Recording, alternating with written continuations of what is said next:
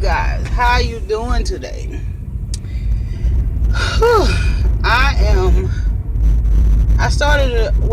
am in training, so I don't have to be at work until 9, so I don't have to use my morning light. I used to have to use my lighting inside my car because it was dark by the time I left going to work. But as you can see, it is day.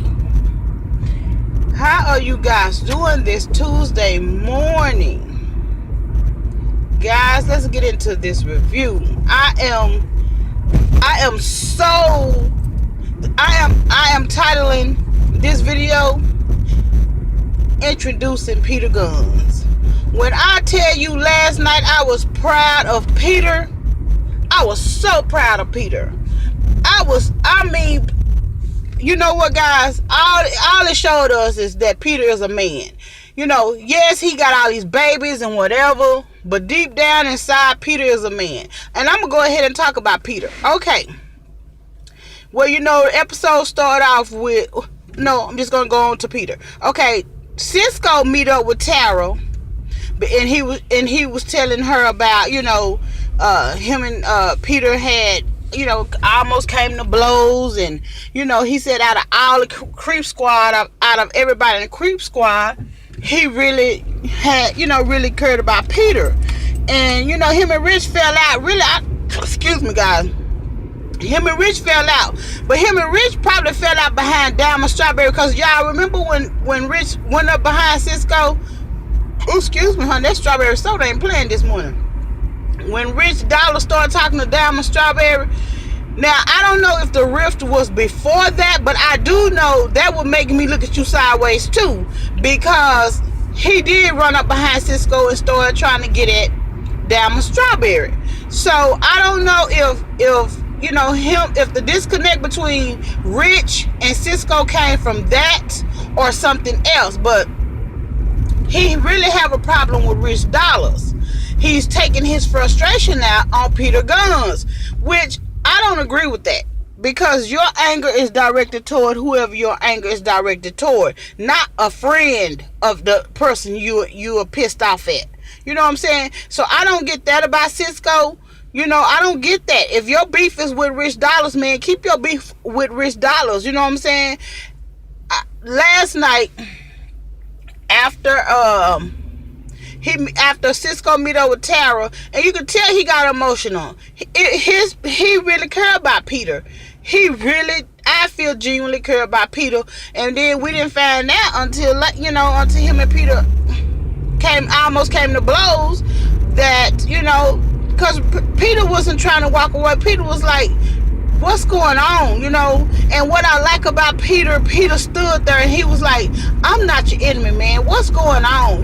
What's going on with you? And finally Cisco was like, y'all, you don't even know what I'm going through. You coming at me on some money, sideways about some money. You don't know what I'm going through. At least you got your kids, and guys, sometimes I guess a man just don't know how to release that frustration. I guess they bottle it up. Us women, we'll get somewhere and get to crying, and we'll go talk to our girlfriends. We have, outs to vent. And I guess most men don't do that because they trying to be hard or whatever. And, Cisco been going through some things. His mom is dying. You know what I'm saying? He broke down, and Peter was like, man, what? He was like, I'm going through, he was telling him about, I'm going through with my mom. And he was like, what's wrong with your mom? And at first Cisco was like, never mind or whatever. He was like, what's wrong with your mom, man? I miss my friend. I miss you. I miss my friend. It's not about the money. You know what I'm saying? And man, when I tell you Peter Gunz made me proud to be a black woman looking at this black man, Peter Gunz stood up. Peter Gunz was like, man, I'm sorry. I never would have came at you like that about no money, knowing, you going through this about your mom. And he was like, and even Cisco admitted, he said, I was wrong. You know what I'm saying? He was trying to get that rich. I was wrong, and I give you the money. He said, it ain't about the money. He said, I want my friend back. I was so proud of Peter. Guys, you guys got to give it to Peter. Last night, Peter Gunz represented. He represented, baby, for the black men out there. Because there would have been some shiesty people, thug, gangster, wannabe, try to be a man, would have been in that same situation and be like, yeah, I need that money. Yeah, I need that. Yeah, we can squash whatever we trying to squash, but I'm gonna need that money. You know what I'm saying? And I'm telling you, last night I found a new appreciation for Peter Gunz. I really did. The show had been missing him. The show had been missing something special anyway, and that was Peter Gunz. You know what I'm saying? So I hope I'm not spitting. I hope maybe that's lint flying, cause honey, my mouth surely ain't that watery early this morning. Whew, guys, I'm tired. I want the bed late. I gotta stop going to bed so late. And these allergies are kicking my butt. And anyway, okay, so Yandy meets up with Juju, you know, and she's saying she went to tell her basically that, you know, she talked to Mendices. He was pissed off that she didn't know. And this is what I'm saying. See, my friend Ray Gotti, she team Yandy, you know what I'm saying? She feel like there was nothing wrong. She feel like Mendices knew. And I was like, no, Mendices didn't know, because when Yandy said she didn't send the paperwork, he said, why haven't you sent the paperwork? He didn't know. But Yandy just doing too much. So now she goes and talks to Juju, and she tells Juju that Mendices is mad and he hung up the phone. I would have hung up on you too. Like, what do we have to discuss? What do we have to talk about? You telling me you sitting down with your good girlfriends telling, you know, making a fool out of me? You basically going telling them what I didn't even know. So before you told me just now, Kim Bella and Juju already knew we not officially married. You know what I'm saying? Come on, man. Oh, I can't with Yandy. I have tried. Guys, I promise you, I have been team Yandy ever since the show first came on. I was like, this is a hard-working young lady on her hustle, on her grind. You know what I'm saying? I was even team Yandy when you know, Chrissy was all up on Jim Jones' girlfriend, was all running down her throat. You know what I'm saying? Trying to beat up. I was team Yandy then. I'm like, Chrissy hating or whatever. You know, I was team Yandy. That's why it's hurting my feelings, guys. It's like, what?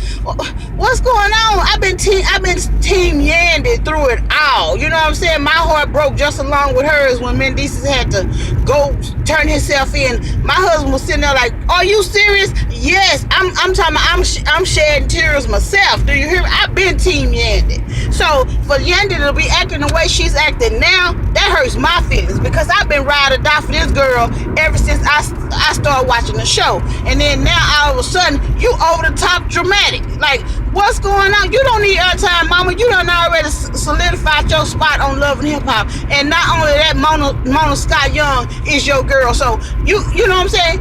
You got a spot on the show. She's switching characters left and right, but you got a spot on the show. So you don't have to do all that extra stuff. You know, what about the people who was down for you because they see themselves in you? They see, you know, you're a hard-working young lady trying to get at this paper, and they are too, by all means necessary. You know what I'm saying? What about those people? You trying to pick up a different crowd or whatever, a crowd that haven't been supporting you or whatever. I mean, I don't understand. I just don't. I don't, and my feelings are really hurt because all of a sudden Yandy is doing way too much. Way.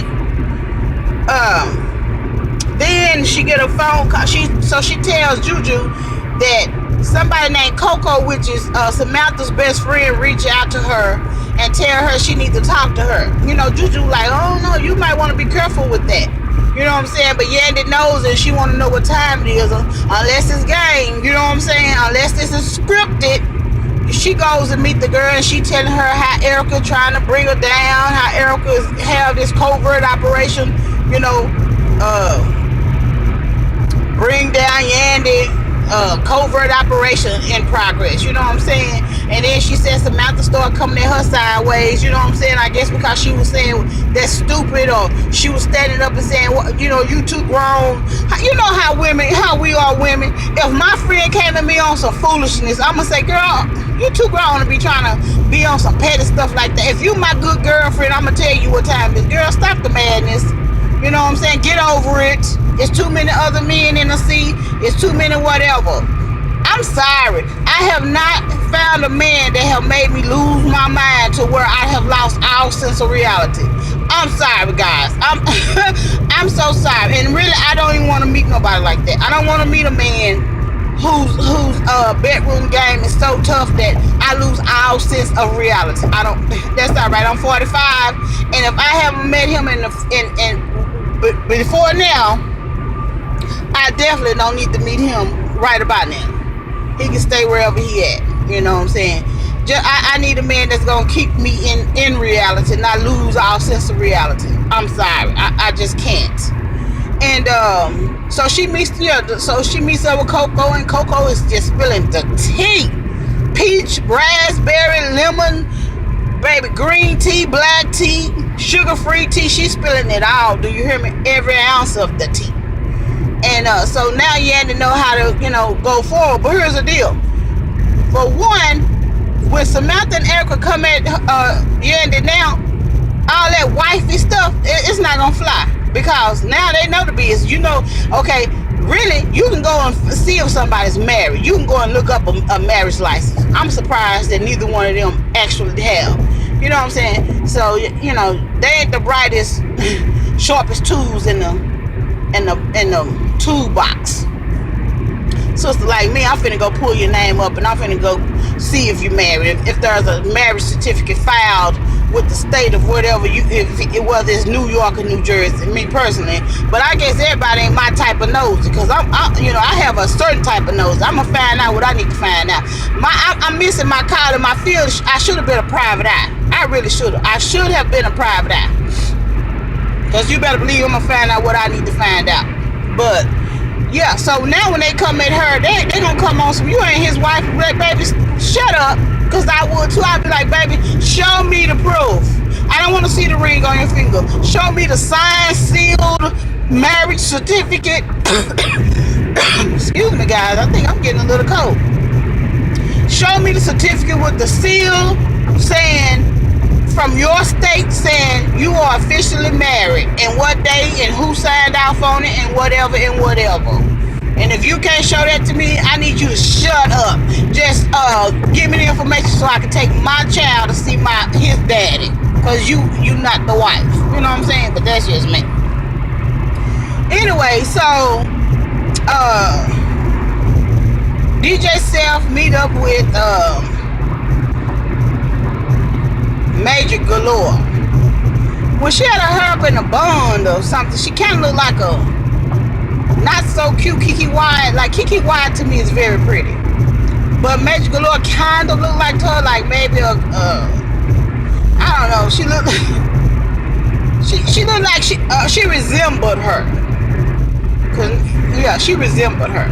But then with her hair down, she don't look like her. I don't know. She looks like somebody. I just can't picture the right person right now. But anyway, I'm telling you, all these beefs made up. Now all of a sudden she got beef with Mariah. Oh, I'm hearing this in the streets and that in the streets. Who in the streets are talking? Who in the streets are talking about somebody who we don't even know? I mean, New York that petty? Y'all have what are those birds? Like, you say something and then repeat it. It's not a pigeon, is it? Whatever that bird is that, you talk to it, a parrot, talking parrot. Y'all have parrots just lined up and down the streets of New York. So if Mariah Lynn walking by and she say, oh, Major Galore's trash, then the birds are, Major Galore's trash, Major Galore's trash. So here come Major Galore walking down the street, so the parrot repeats it. Oh, Major Galore's trash, Major Galore's trash. Really? Come on, guys. I can't. I just, neither one of you guys on the top 10 billboards, neither one of you guys have a hit record on the radio. Well, Mariah Lynn might, but well, she might. But I mean, I ain't heard it here in Texas. But still, if I'm gonna beef with somebody, I'm gonna beef with somebody who gonna make me some dollars and cents. I'm not gonna beef with somebody on my level, because we out here trying to do the same thing, and I'm not about to do no makeup beef either, unless it's some way we finna make some money behind it. Other than that, baby, I'm gonna need to exit. So Mariah Lynn is on this foolishness. Well, no, Major Girl was telling Steph about, what all she been hearing that's been said, that Mariah Lynn was supposed to have said, blah, blah, blah, blah, blah. So Steph goes and holler at Mariah Lynn, and he's, talking to her. Because really, what I liked about Steph, she tore up the contract and all this stuff, kept it pushing. And I don't even blame him. I'm not finna run behind you. All this hot stuff out here in the streets, all these hot artists out here who wants to be signed, and you want to tear up the contract, go for it, little mama. Do your thing. I would have did the same thing. Okay, Snoop held her luncheon party for Gorgeous Gangster. And why did Jay all of a sudden get drunk? She drunk and she loud over all the other people. So you can't mix business with pleasure, because everybody ain't business minded. Everybody don't know how to act. And Snoop's sitting there. I'm like, Snoop, come on, man. But Snoop was peeping it though. Cause I'm telling you, what's in the back of Snoop's head is what his godmother told him. This girl out here, she on the come up, dog. She on the come up. And you her ticket. So Snoop got that in the back of her head. She know what time it is. So his little artist is performing and stuff. She loud. She go holler. He go talk to Snoop go talk to Jay, and she what? She out loud and ghetto. Snoop walk off. This business. Nah, Snoop, you done bit off more than you can chew, dog. You done bit off more than you can chew with Jay. With Jay, you just done did the fool, because that woman there, she's ghetto. She is so pretty to be so loud and ghetto. Like, come on, girl. She doing too much. I mean, do you want another spot next season? Is that what it is? You want you and Snoop a spot? You fight for you and Snoop. And Snoop was like, this is business. Ain't nobody gonna want to work with us, and you acting like that. No, and you right, they not. Snoop need to tell her, baby, I can't work with you professionally. I don't want to be with you personally. You need to pack your bags and go on back to Chicago, be a mother to your son. Because, baby, what you thought ain't about to go down. It ain't going down.